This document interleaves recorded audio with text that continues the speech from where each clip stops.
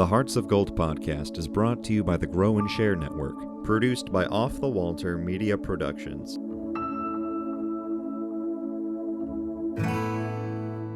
Welcome to Hearts of Gold. Today we have Effie with us. Hi, Effie. Hi, thank you so much for having me. We're glad that you decided to join us. Can you tell us about your Girl Scout Gold Award project? My Girl Scout Gold Award project is called Eco Orthodox, and Eco Orthodox was created to bring light to the harm of single-use plastics and ocean pollution and global warming that's being cast onto Earth. Eco Orthodox is a sustainability guide that contains steps that mainly houses of worship can follow. So parishes, and specifically Greek Orthodox parishes, is what I kind of catered it to because that's the community that I am part of and I wanted to help. But it can be implemented into any community and even your own home. Within Eco Orthodox, I created a guide, and the first part of the guide is introducing the problem. So what is the problem? What is the plastic problem, and why do we need to address it? Because people can't understand a project and can't address an issue if they don't actually know and understand what it is. So I addressed the problem through my guide, and I also, before starting my project, sent out a pre-survey to my community at my church and said, here is the issue I'm trying to address, and how can I best address it for you to understand the solution, and how can I address it so that you can actually implement this? And the interesting thing I found out about this was people were motivated. They want to be more sustainable, but they really just don't know how or where to start. So the whole point of Eco Orthodox is to not only be a guide for parishes, but also for people in their own homes and individuals, so they can say, hey, now I have a starting point and I can build off of this, because knowing how to start is the most important part. There's three main steps to Eco Orthodox. And the first is, as I said, educate. Here's the problem. And then we go on to the solution. The second step is to congregate. So once you've educated yourself, you come together with family, friends, and your community and share the resources, because the more people that know about the issue, the more people and more helping hands we have to fix the issue, which is super important. And then the third step is, of course, implement. So this is the most important part of the process, because if you don't implement, there's no change that can be made.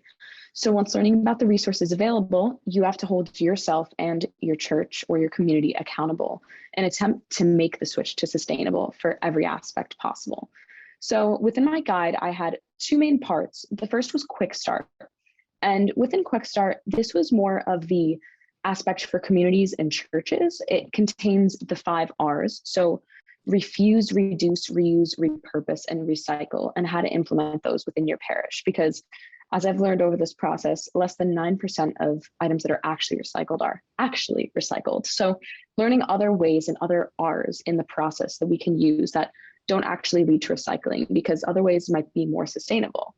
The second was to skip the styrofoam. I mean, my church has a huge Greek festival every year, and we use thousands of styrofoam containers, styrofoam cups, styrofoam plates, and polystyrene, which makes the styrofoam, is actually a carcinogen potentially. And once it's heated up or hot food is placed into it, it can be dangerous for us. So it's not only dangerous to the environment because it can't biodegrade, but also for us as individuals because it could be harming us inside. The third part was pass on the plastics, because styrofoam is a huge part, but also, of course, plastics, utensils, cups, things like that. I think the statistic is we eat or consume about 1 credit card worth of plastic each week. So learning that statistic and learning that this is not only harming what's around us, but it's also harming us, which is awful. And we don't even realize that it's happening, you know? The fourth step was to grow your own. So learning to actually use what's around you to grow. And this includes like olive branches and plants and palm trees and things like that to use our own resources around us. And the fifth one was go digital. We have all these resources around us through technology. So why are we printing? Why are we using paper, cardboard, things like that, when we could actually be using technology instead, and saving on those resources that we don't actually need to use. And the second part of my guide was materials and more. And so this was more targeted towards communities, but home communities. So I believe there's 6 different sections here. So the first was in the bathroom. So how can you change your habits in the bathroom? This means toothpaste, toothbrushes, bamboo toothbrushes, using toothpaste that's not in a bottle. Very interesting. There's a company called Bite, and they have chewable toothpaste that becomes a paste when you chew on it, using a bamboo toothbrush to then brush your teeth, using dissolvable mouthwash tablets. Like, they not only save space, they save you money, and they save the earth. So it's a win in all three categories, because you're using better resources for yourself and for the earth. And most times these, or I should say pretty much all the time, these companies are concerned about the environment. So everything they're using in their products are also not harmful to you. They're all natural, things like that. The second was in the kitchen. So this is not using plastic wrap, not using Ziplocs, things like that, because those are so prevalent in our kitchens. The third thing was cleaning and health. So sprays around the house. Instead of using plastic Windex, there's actually companies that can ship you little tablets that dissolve in water. So you save so much in terms of packaging, and you can get it in bulk and never really have to go out to the store to buy it. The fourth was accessories. So things that you wouldn't even think about. So Q-tips, makeup wipes, things like that, and cotton swabs. And I've switched to a lot of these myself, and it's amazing because you just throw them in the washing machine and you can reuse them right after. So over time, it also saves you money. The fifth was clothing, which has actually become a huge trend, sustainably made clothing and sustainable clothing. It tends to be more expensive, but it's going to blow up in the near future, this whole trend of sustainable fashion. And once it does, hopefully prices will come down. But a huge part of sustainable fashion as well is thrifting, which is not expensive, but reusing and sharing and things like that. So that's a huge thing.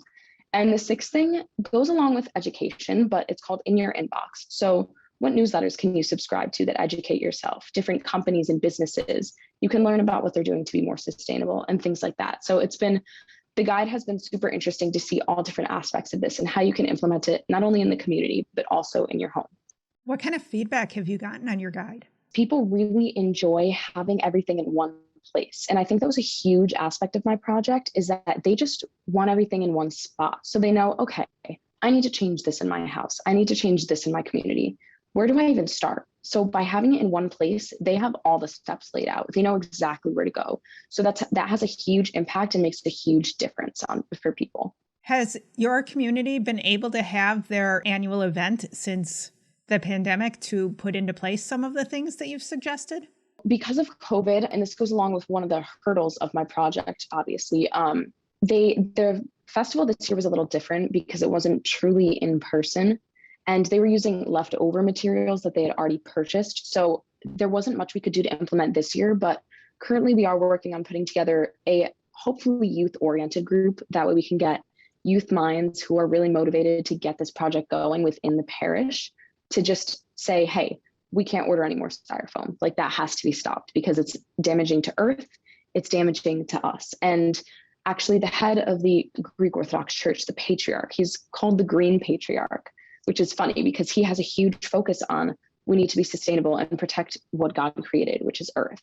So by kind of putting that view into people's mind and saying, hey, I'm not only saying this, but so is the church, and you're part of this religion and you're following that. So we need to go by those guides as well and realize that this is actually something that we need to be doing because it's the right thing to do, So once we get to that step and we can kind of make the cutoff and then change and switch the products, that'll be the biggest thing. And we'll be flying from there, One of the things I did ask on my pre-survey was, would people be interested in paying a green fee when they were checking out at, say, my Greek church festival?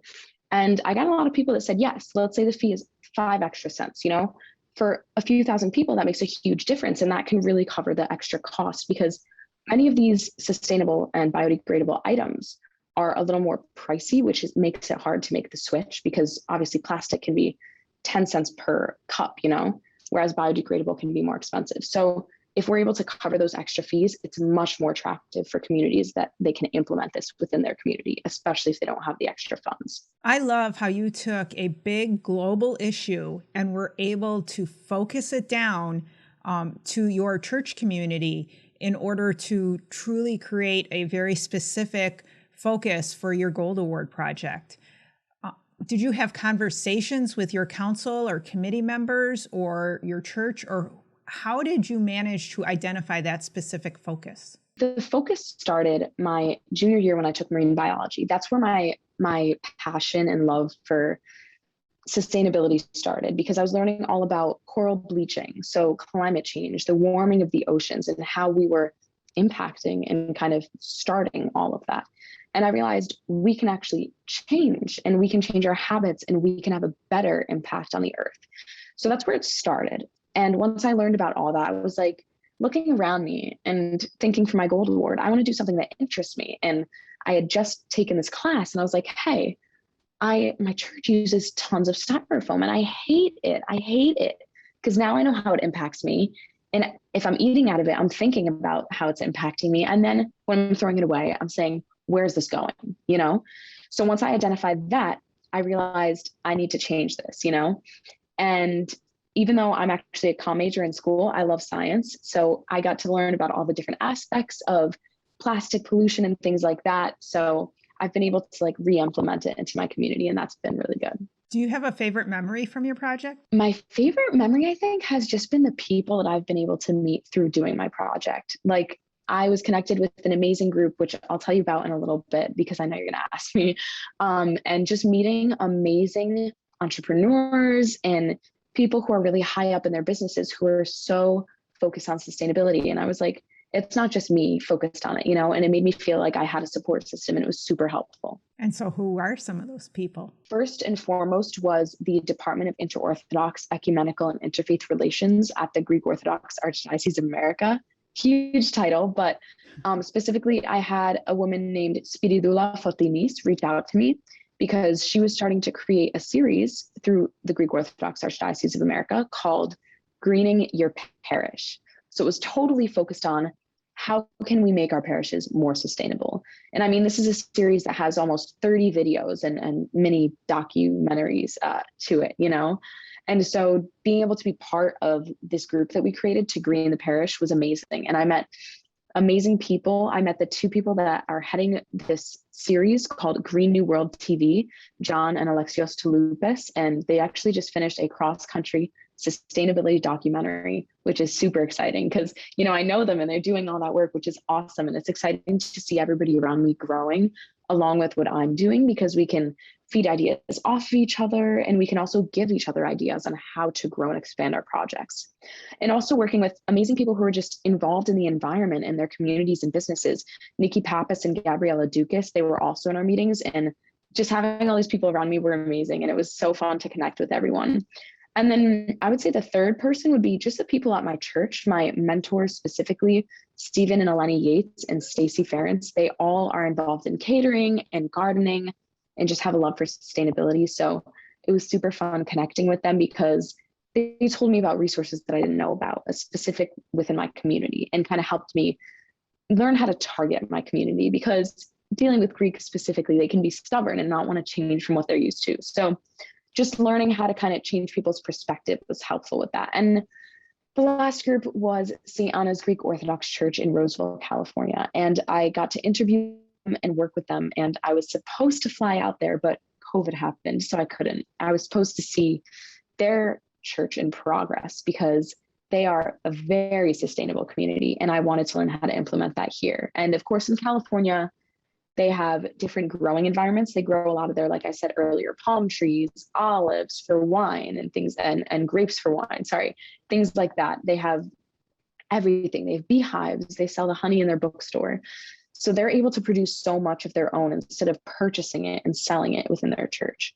So I really enjoyed getting to talk with the parish priest, Father Chris Flosoris there, and just learning how they started and realizing it was the community that started that. And it wasn't necessarily him that initiated it, but realizing that it really does need to be the community that starts it and heads it, because once they do that, then they're invested and they want to continue, and it becomes an effort. And they made me realize as well that people were using their own talents. So people that love to garden and people that know how to work with bees, they were investing their talents within their community. So it made it so much more enjoyable, and it benefited the community in such a positive way. What is something that you learned about the Gold Award process itself that you didn't know before you started your project that you want to share with others as they embark on their Gold Award projects? It wasn't something I didn't necessarily know, but something that came up along the way was, I guess, how tedious the project was.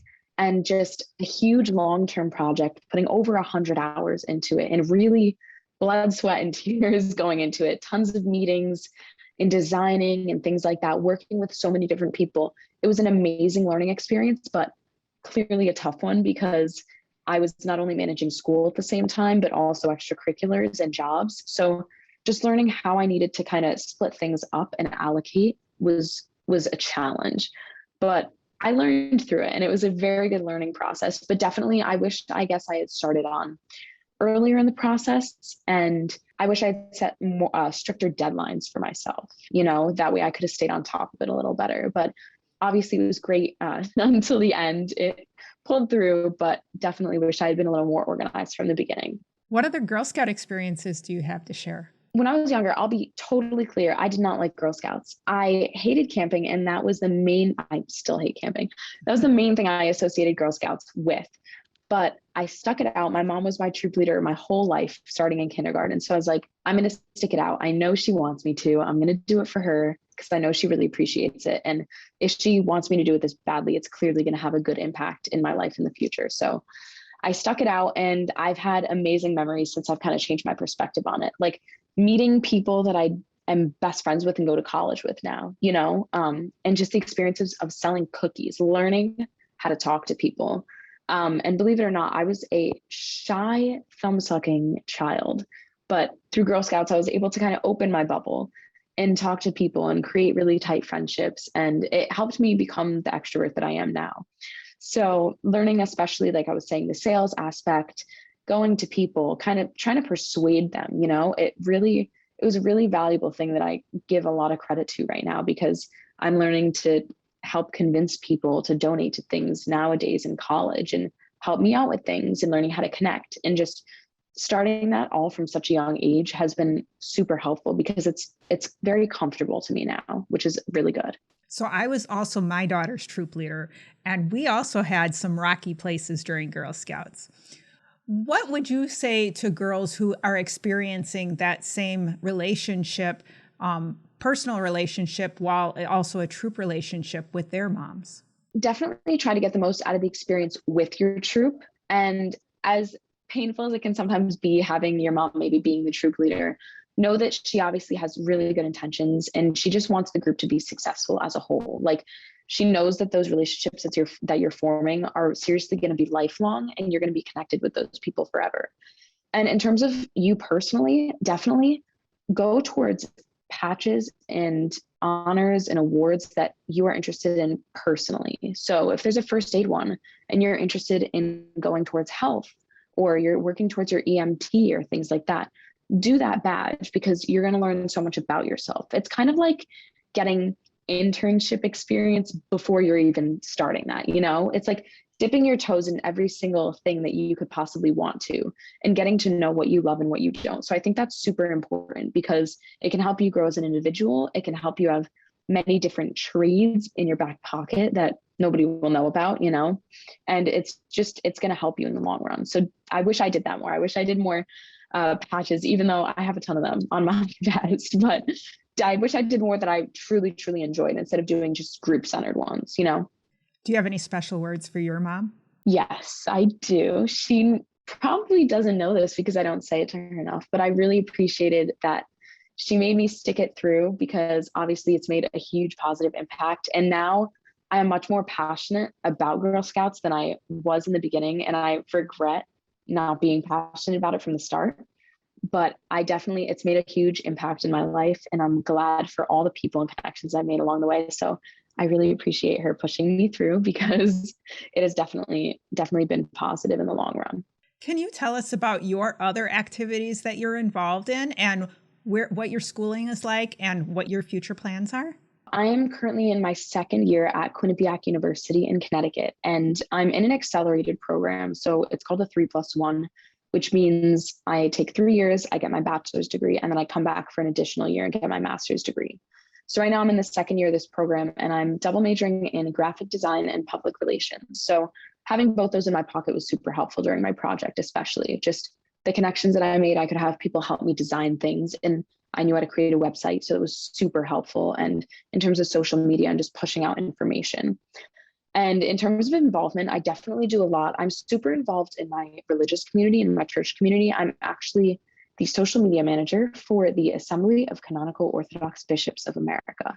So just working for them has been an amazing experience as well. And I actually just got a new position on campus with the Integrated Marketing Communications Department here.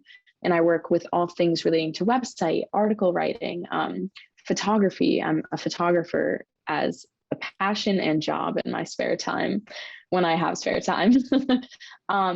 And just doing things like that, anything social related, I love as well. So those are the two big things I've been focusing on. But also relating to my church this summer, I was the videographer for a program called Crossroads Summer Institute. So going there and kind of seeing how other churches and organizations are working and suggesting, hey, I made this project, we should implement it. Just having my toes in everything has been helpful because I've been able to spread the word about my project even more. I have to choose my master's degree path next fall. And I think I want to go towards the digital media route again, or possibly journalism.